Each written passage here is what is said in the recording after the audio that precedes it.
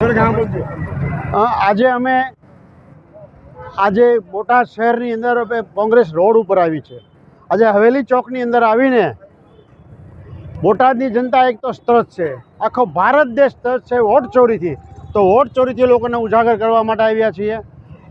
ઉપરાંત બોટાદ શહેર અને બોટાદ ગ્રામ્યની અંદર દરેક જગ્યાએ પુષ્કળ ખાડારા છે, લોકોનું જીવન દોહલું થઈ ગયું છે, કમરના દુખાવા થઈ ગયા છે।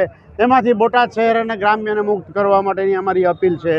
અને બોટાદ શહેરની અંદર ઘણા ટાઈમથી રિંગ રોડનો લોલીપોપ આપવામાં આવે છે, તો એ લોલીપોપ આપવાનું બંધ કરો, બોટાદ શહેરને રિંગ રોડ આપો અને બોટાદ શહેરનો વિકાસ કરો। એ વાત લઈને અમે આજે દીનદયાળ ચોકની અંદર અને હવેલી ચોકની અંદર આવીને ધરણા કરીએ છીએ અને દેખાવો કરીએ છીએ।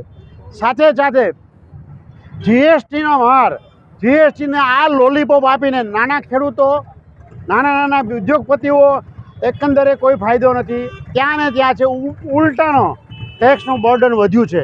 કેલ્ક્યુલેશન કરીએ રિફંડનું, આપણે 28%માંથી 18% જાય, 18માંથી 12% જાય, સરવાળે એ કેલ્ક્યુલેશન થતાં આ વેપારીઓને નુકસાન છે, ફાયદો નથી।